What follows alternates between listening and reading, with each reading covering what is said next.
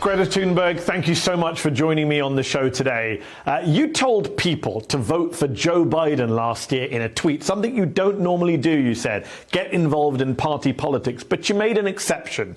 In your view, how has Joe Biden done on climate issues in his first 50 days in office? What grade would you give him?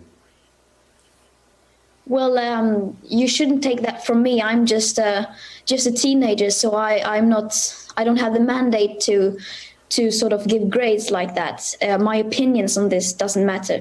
You should rather look at the science and whether his policies are in line with the Paris Agreement and to stay below 1.5 or even 2 degrees Celsius. And then you can clearly see that, no, it's not nearly enough in line with the science. And that's not me saying, that's just black and white, looking at the facts. Yeah. What would you like to see him do to fight climate change that he isn't doing, that he said he won't do? Because his administration is saying we've set up a climate office, we've set up a climate czar, we've re-signed Paris, we're conserving more land, we're undoing a lot of what Donald Trump did. What would you like to see him do that he's not doing?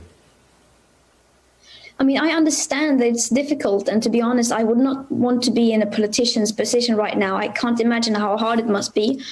But I mean, I would just like him to basically just treat the climate crisis like a crisis. They have said themselves that this is an existential threat, and they better treat it accordingly, which they are not. I mean, they are just treating the climate crisis like as it was a political topic, among other topics, and treat it as a crisis. That's the number one step we need to do, and to spread awareness. Is there a specific policy goal? If he rang you up and said, Greta, what should I do? What I can wave a presidential magic wand, executive order. What should I do that I'm not? What would you say to him? Well, nothing, because that's not democratic. An elected leader cannot do anything without support from voters, and I would not want anyone to do anything that would not have the support, because that would be undemocratic, and democracy is the most precious thing that we have, and we must not risk that.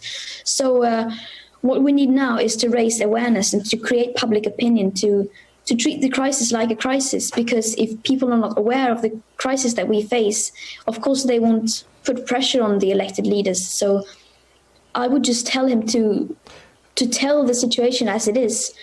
Because, I mean, yes, you could say, I meet with a lot of world leaders, and they say, I can't do anything because I don't have the support from voters.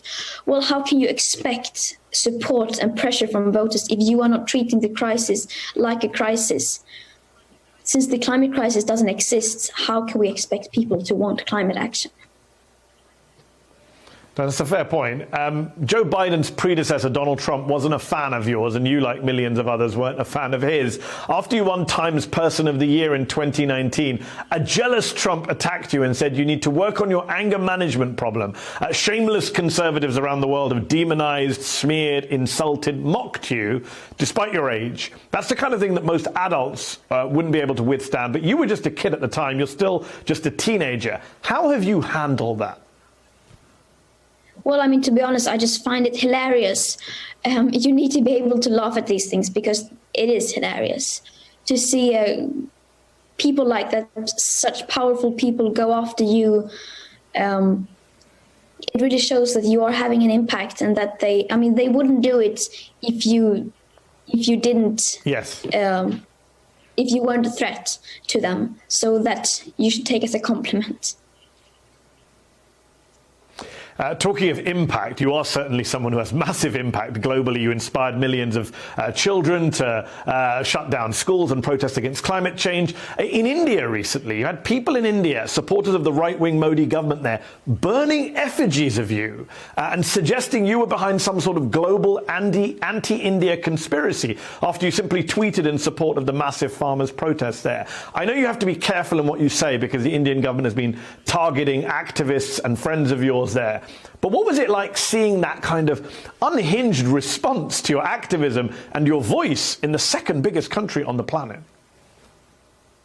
Well, I mean, for me, it wasn't, I wasn't risking anything, because I'm fortunate enough to live in a part of the world where I can use my voice, and where I have complete freedom of speech and where I have the right to peaceful protest.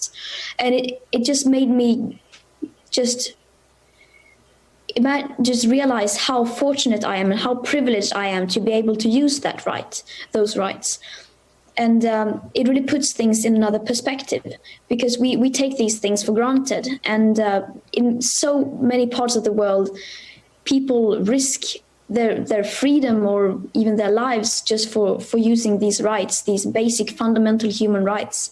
And that's what it all comes down to, just democracy. And so, I mean, for me, it really didn't matter, but for those who actually are risking things, yeah. And there are a lot of people in India risking a lot there as activists. Hey, thanks for watching our YouTube channel. You should know that you can follow today's top stories and breaking news and catch up on your favorite MSNBC shows all in one place.